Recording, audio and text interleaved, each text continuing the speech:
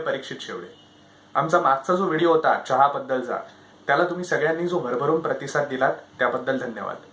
त्या व्हिडिओमध्ये बोलता बोलता मी म्हणालो होतो की एक ग्रीन टी वरती सुद्धा आम्ही एक व्हिडिओ शूट करू.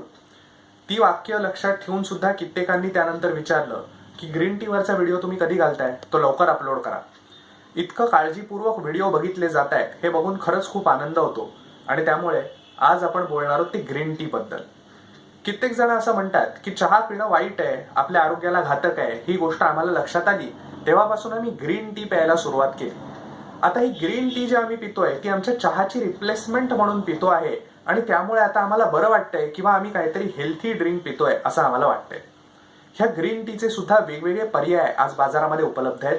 वेगवेगळ्या कंपन्यांचे इतकंच नव्हे तर वेगवेगळ्या फ्लेवर्सचे सुद्धा.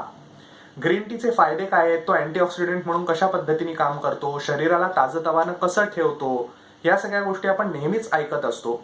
आज मात्र आपण नाण्याची दुसरी बाजू काय ते बघणार आहोत. ग्रीन टी हा कितीही चांगला असं जरी असलं तरी देखील त्याचं सेवन हे अतिशय मर्यादित प्रमाणामध्ये करावं, ही गोष्ट महत्वाची आहे. नाही तर होतं काय माहितीये का, कित्येक जण हा चहा ग्रीन टी हा चहाचा ऐवज म्हणून जेव्हा प्यायला जातात त्यावेळेला तो अधिकाधिक प्रमाणात पीत जातात आणि मग 4 कप 5 कप इतक्या प्रमाणात रोज त्यांचं ग्रीन टीचं सेवन होतं. आणि इतक्या मोठ्या मात्रेत जेव्हा ग्रीन टी प्यायला जातो तेव्हा त्याच्यामध्ये असलेलं कॅफिन आणि टॅनिन ह्या दोन्ही गोष्टी हानिकारक ठरतात. काय, ग्रीन टी मध्ये कॅफिन आणि टॅनिन? हो, ह्या दोन्ही गोष्टी ग्रीन टी मध्ये सुद्धा असतात. म्हणजे बघा, मिरची हिरवी असू देत, लाल असू देत, ती अगदी फ्रीज मध्ये ठेवून आपण थंड जरी केली तरी सुद्धा तिखट लागणारच आहे. त्याच पद्धतीने चहा कुठल्याही पद्धतीचा असला तरी त्याच्यामध्ये टॅनिन आणि कॅफिन हे घटक येणारच, ते ग्रीन टी मध्ये सुद्धा असतात. त्यामुळे त्याची मात्रा मर्यादित असणं महत्वाचं. आता मात्रा मर्यादित असणं म्हणजे काय, तर दिवसाकाठी जेमतेम 2 कप, ह्याच्या पलीकडे तिसरा कप देखील ग्रीन टीचा घेऊ नये. दुसरी गोष्ट अशी की हा ग्रीन टी घ्यायला सुरुवात केल्यापासून भूक मंदावणं, अपचन होणं, कुठेतरी अतिसार झाल्यासारखं वाटणं, पोटात डचमळणं, तोंडाला कोरड पडणं, हृदयाचे ठोके अचानक वाढणं, घाम मोठ्या प्रमाणात येणं, ह्याच्यापैकी कुठली लक्षणं जर दिसत असतील तर सावधान.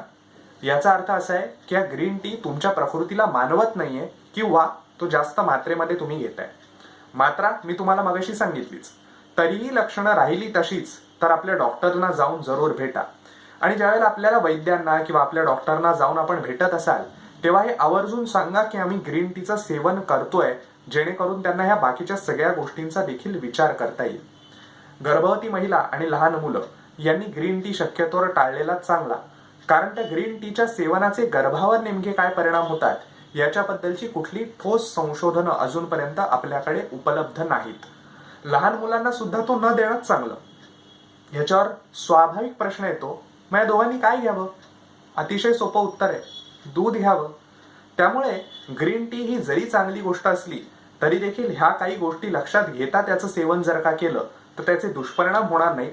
अन्यथा रोज थोड्या थोड्या मात्रेमध्ये ह्याचं सेवन करत गेलं तर मग म्हणतात ना, आगीतून फफाट्यात, तेवढीच फक्त परिस्थिती चहाकडून ग्रीन टी कडे होईल. त्या पलीकडे आरोग्याला फारसा काही फायदा होणार नाही. त्यामुळे आरोग्याला जर फायदा करून घ्यायचा असेल तर स्वस्थ खा आणि मस्त राहा. धन्यवाद.